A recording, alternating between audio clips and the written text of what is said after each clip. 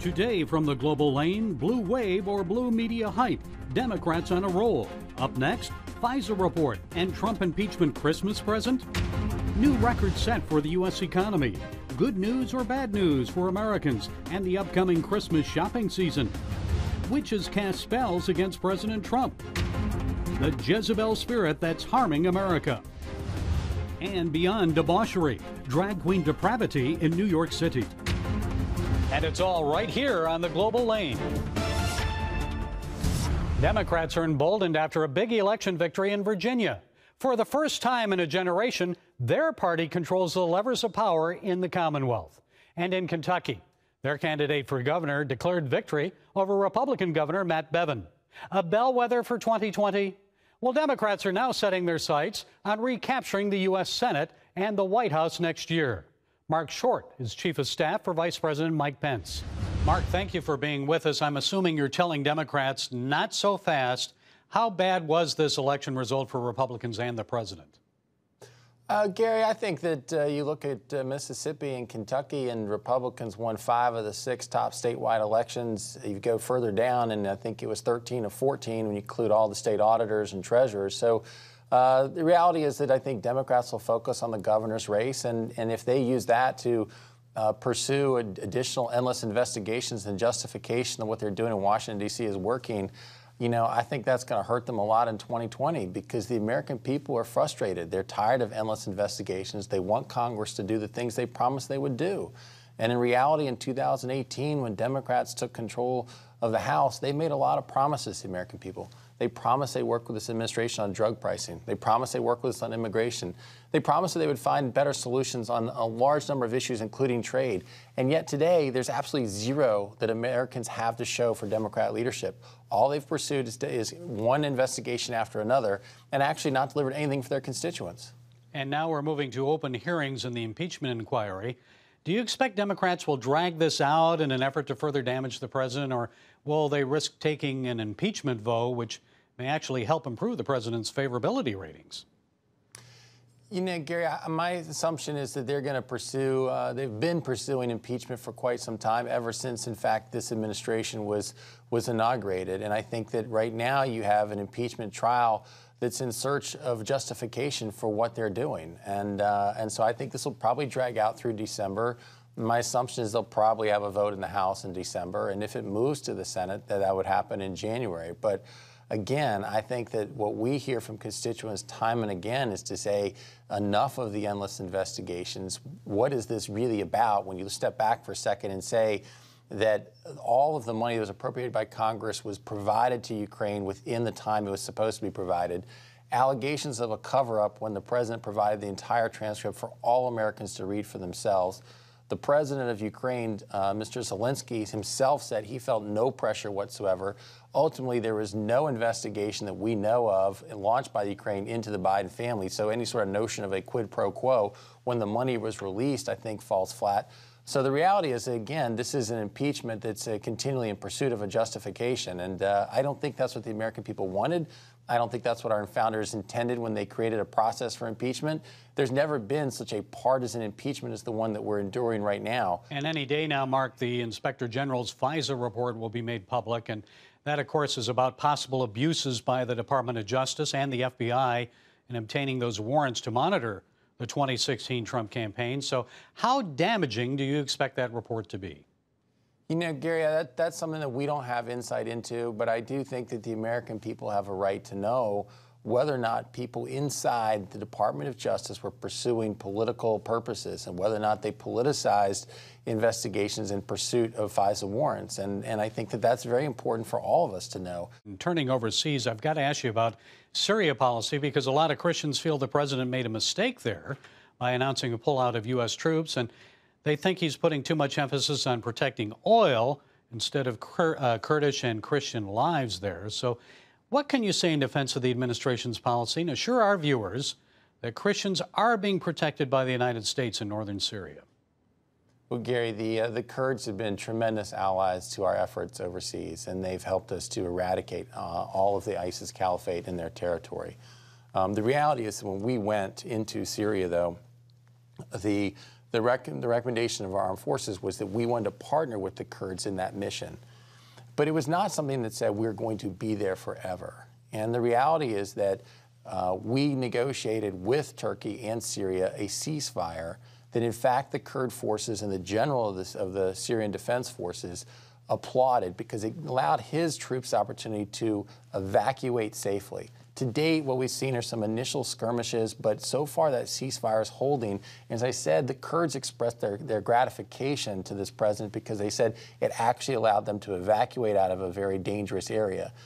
We're very committed to protecting people of all faiths, particularly those who have been persecuted for their religious faith, and this administration has provided hundreds of millions of dollars to those who have been particularly persecuted in that area.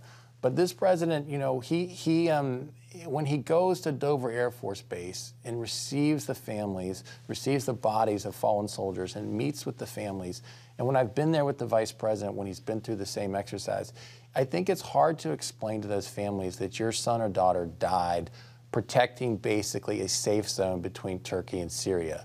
If instead it's to say we're helping to defeat terrorism across the globe and our forces are fighting there, I think that American people understand that. But I don't think they want to see our troops becoming international peacekeepers and international police forces. And that's in essence what had happened with our mission creep there in Syria. So we did negotiate with Turkey. We provided a safe haven, an ability for the Kurds to evacuate. And as I said, General Mazloum expressed his gratification to the vice president personally for helping to negotiate that. But I do think that we don't want to continue endless wars, and we want to make sure that our troops are fighting to protect American interests and not being international peacekeepers. Finally, Mark, also on, let's talk about China. American resident Pastor John Sao is still being imprisoned in China, and Beijing has denied Hong Kong Christian pro-democracy activist Joshua Wong the right to run for public office there. Are these issues ever discussed during trade talks? Is there linkage in the trade relationship? I know regarding Hong Kong, the president has said it's a matter of China to work out with Hong Kong.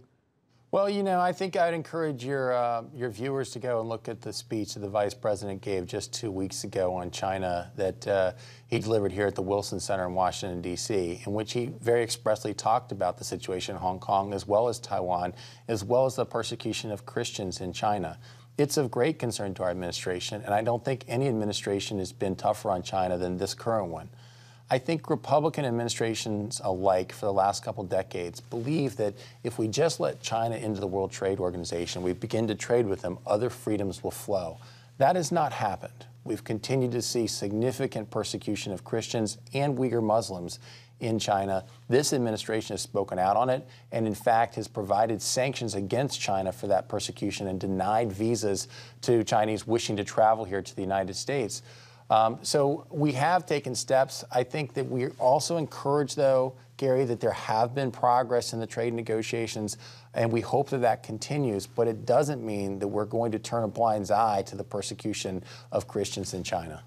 Okay, Mark Short, Chief of Staff for Vice President Mike Pence, thank you so much for taking the time to share your insights. Thank you, sir.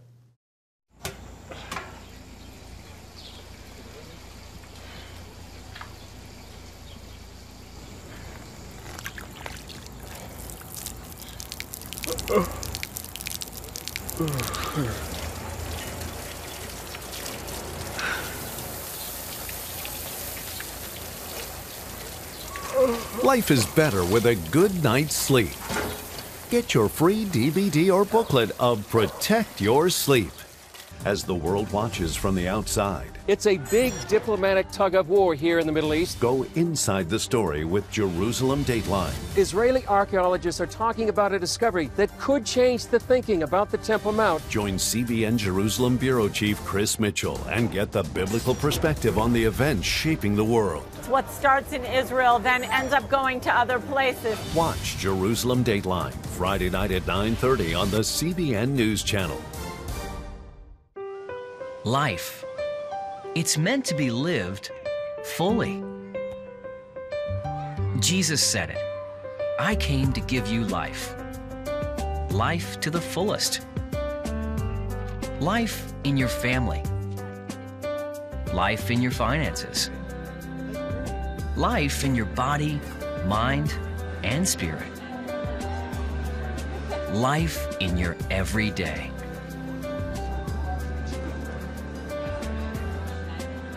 At CBN.com, we're taking what Jesus said seriously. We're here to help you discover life. Life. Live it fully. CBN.com.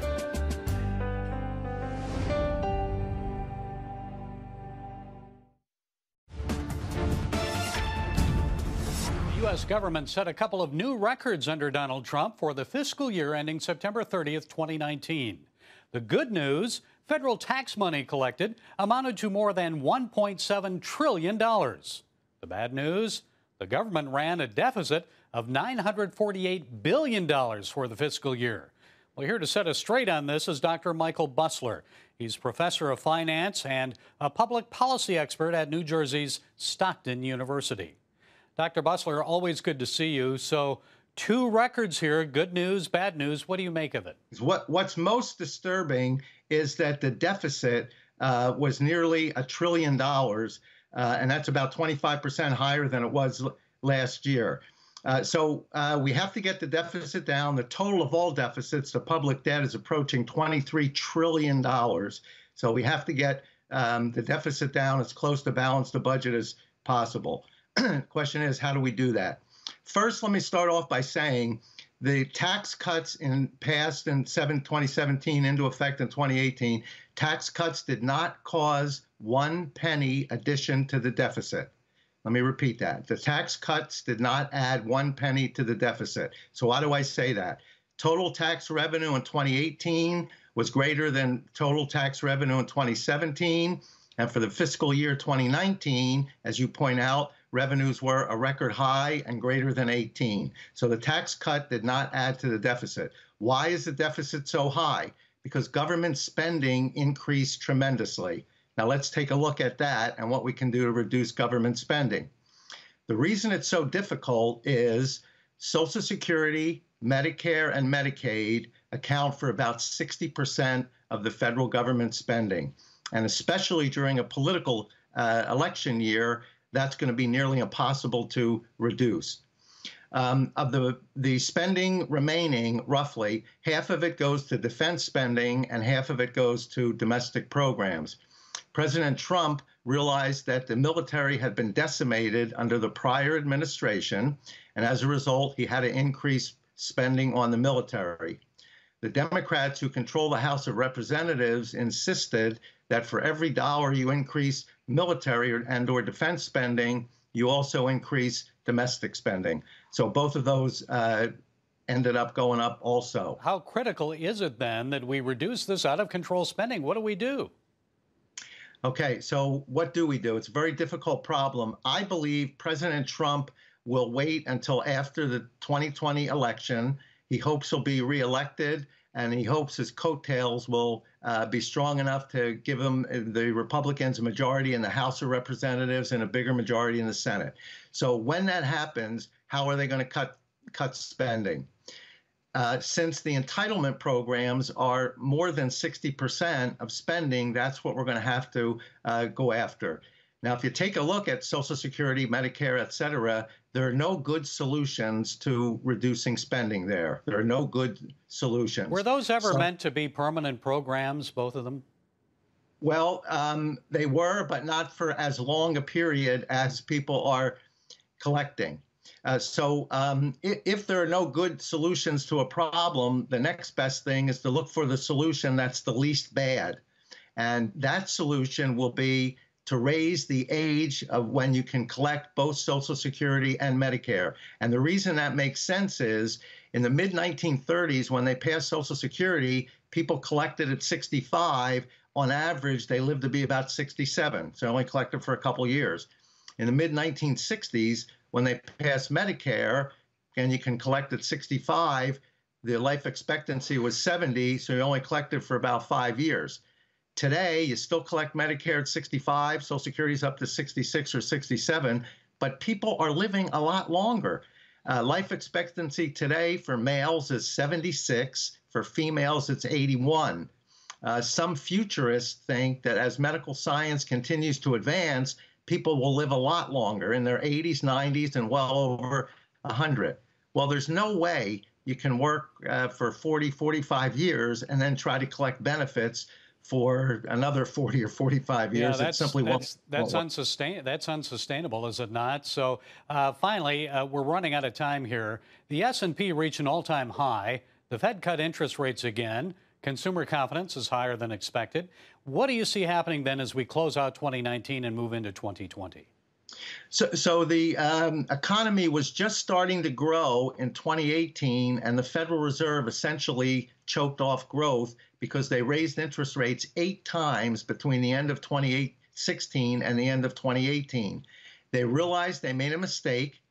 So in July, again in September, and again this week, they reduced interest rates and they stopped shrinking the money supply. So what that will do is tend to stimulate economic growth again. The third quarter of this year had relatively poor growth, less than 2%. I expect the fourth quarter to see growth increase. And for retailers, I think you're in for a very robust holiday shopping season. And I think that momentum will carry into next year. And I expect next year's growth to be better than this year's growth. Okay, you're optimistic. That's good news. Dr. Michael Busler, we always appreciate your insights. Thank you for your time. Thank you. It was my pleasure. On October 1st, 1961, history was made when a tiny station began transmitting the first signals of the Christian Broadcasting Network. CBN, the Christian Broadcasting Network. And now, a new era has begun with the all-new CBN News Channel. Just moments ago, the Iron Dome intercepted an incoming rocket right on the Gaza border. And ministering in this area, spiritual warfare is definitely involved. A 24/7 news network, bringing you the news you want from a source you can trust. In Kenya, 40% of the medical services are actually provided by these Christian hospitals. Let's talk about the economy. Believers here are joining together to win people to Jesus Christ. All your favorite shows now in one place. Go to cbnnewschannel.com to find out how to get the CBN News Channel on your TV all day, every day. CBN News.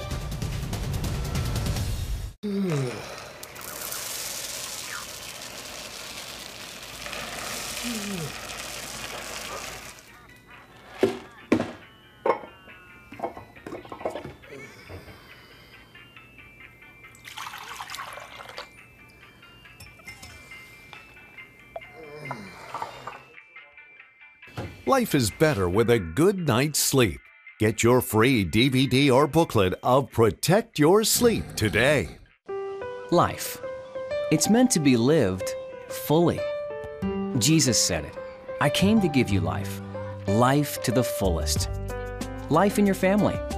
Life in your finances. Life in your body, mind, and spirit. Life in your everyday. At CBN.com, we're taking what Jesus said seriously. We're here to help you discover life. Life. Live it fully. CBN.com. On October 25th, witches around the world cast binding spells against President Trump. They said they wanted to prevent his administration from causing harm to America. Well, our next guest says this is nothing new. Witchcraft is on the rise in the United States, and its practitioners have been casting spells against this president and members of his administration for a long time. Dr. Michael Brown is a TV and radio host and author of the book Jezebel's War with America, The Plot to Destroy Our Country and What We Can Do to Turn the Tide. Well, Dr. Brown, good to see you again. What's at the heart of this witches casting binding spells against Donald Trump? Really, this is the perennial battle of darkness with light, the kingdom of Satan against the kingdom of God. It doesn't mean that Donald Trump is a perfect man, far from it. It doesn't mean that the Republicans are godly and the Democrats are ungodly. You just divide it like that. But this is a spiritual battle. October 25th, that date you just mentioned, the New York Times had an article. When did everyone become a witch? And it said, we have reached peak witch. Why is it that the witches are casting spells against Donald Trump and casting spells also against, quote, the male patriarchy? It's not because of Trump's past, a casino owner and things like that. It's not because he's been married multiple times. It's not because he can be obnoxious and things like that. It's because he has taken strong positions, strong pro-life positions, strong pro-religious liberty positions. When did this start? Did it begin when we saw access that the president gave to evangelical Christians to the Oval Office? When did it start? Yeah, you definitely saw, to the extent that Trump became the champion of the pro-life movement and Trump became the champion of evangelicals, that marked him out as the arch enemy.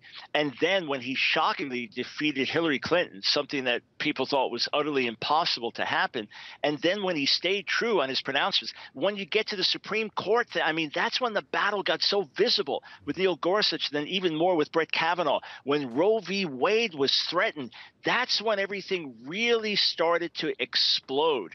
But right from the announcement, when Trump became the face of evangelical causes, that's when all hell broke loose against him. Michael, you talk about this Jezebel spirit. You're right about it. It goes beyond just a few thousand witches, I'm sure, just casting spells, doesn't it? How has it permeated American society? Yeah, so when I speak about the Jezebel spirit, what I mean is the same demonic forces that worked through this woman Jezebel, this wicked queen, 3,000 years ago, and that Jesus referenced with regard to a false prophetess in the New Testament called Jezebel 2,000 years ago. The same demonic powers operating today. The silencing of the prophetic voice of the church, intimidating by fear. So believers and pastors are afraid to speak out on the controversial issues.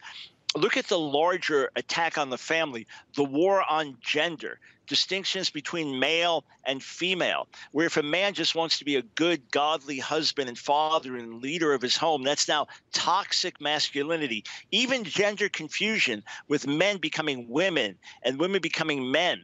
The GQ cover story for November of this year, so brand new right now, it's a man wearing this long dress gown, and it says the new masculinity. And then, as I mentioned, the seduction of the nation through porn. We've never had to deal with an epidemic like this as it is on internet, even affecting little children, affecting people lifelong. Jezebel in the Old Testament and the New Testament is associated with sexual morality along with idolatry. And why with the Trump presidency, the militant women's movement. I don't just mean a healthy feminism that esteems and loves women and a healthy feminism that says equal pay for a woman doing the same work, but I mean a feminism that wants to blow up the White House, that holds up a picture of a decapitated head of the president. The spirit of Jezebel is not just witches and witchcraft. It is much, much bigger than that for sure. Okay, praying and fighting back. I'm sure that's one of the main solutions. Okay, Dr. Michael Brown, author of Jezebel's War with America, The Plot to Destroy Our Country, and What We Can Do to Turn the Tide. Good talking to you. Thanks. Thank you.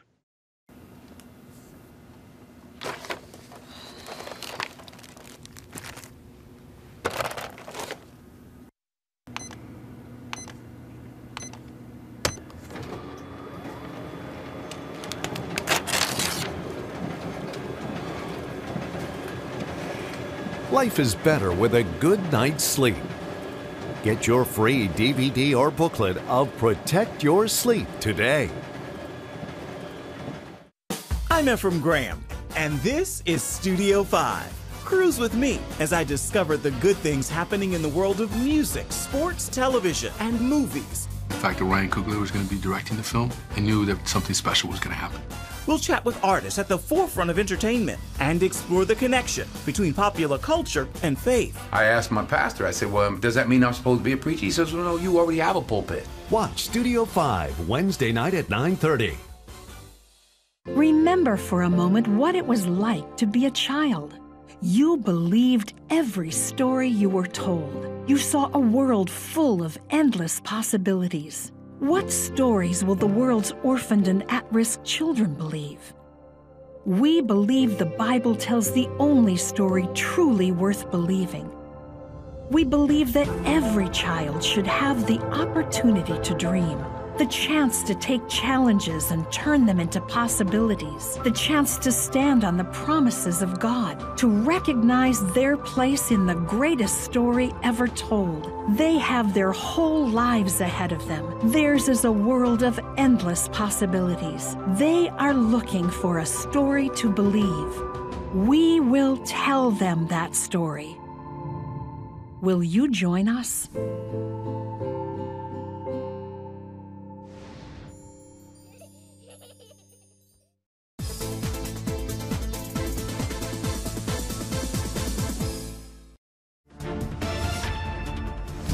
Some members of the LGBTQ community are at it again, this time causing more outrage. We've told you how Drag Queen Story Hour evolved into Roll Around and Lay on the Drag Queen, and then eventually Drag Queen Strip Time. Now a drag show that some people find entertaining, but many of us find depraved. This one was not during Story Hour, and you may not want young children to see this. New York-based drag queen Blair Back performed a Halloween act called Zombie Cannibal. Covered in a bodysuit, he stabs his pregnant stomach with a knife, rips out a placenta, eats it, and then removes a bludgeoned aborted baby. What kind of twisted mind would find this entertaining? What kind of message does this send to young people? Shouldn't we provide them with positive examples and images as they grow into adulthood instead of encouraging degenerate behavior? Shouldn't we teach them to celebrate, not destroy life? Remember the waning days of Bob Dole's presidential campaign in 1996? Exasperated about the debauchery and scandal of the Clinton administration, he shouted, "Where's the outrage?" So I'm asking people on the left, where's your outrage? Whether you support or oppose abortion, you should find this disgusting and unacceptable. I'm sure PETA and people on the left would be outraged if a conservative did something similar, but instead of a doll, maybe pulled out a stuffed animal, say a puppy out of its stomach, and bludgeoned it. See the double standard? Now, I'm not supporting people doing blackface, but why do leftists find this outrageous, but not Zombie Cannibal? And why not Kathy Griffin holding up the severed head of Donald Trump? And how about this elderly Christian man who was viciously attacked on a New York subway for reciting words from the Bible? Witnesses say a transgender didn't like what the man was preaching. So he bludgeoned him on the head with her heels and then tossed the elderly Christian's Bible aside. No one came to help the man during that attack. And more silence from the left. Yes, Bob Dole would ask, where's the outrage? In the book of Isaiah, chapter 5, verse 20, we're told, "Woe to those who call evil good and good evil, who put darkness for light and light for darkness, who put bitter for sweet and sweet for bitter." Is this what our society is coming to? Folks, we need more civility, decency, sweetness, and respect in America. Let's expose and speak out against depraved behavior. And let's not hesitate to help oppressed people, not only around the world, but also when we see an elderly Christian man under attack in the New York subway. Well, that's it from the Global Lane. Be sure to follow us on Facebook, SoundCloud, iTunes, YouTube, and Twitter. And until next time, be blessed.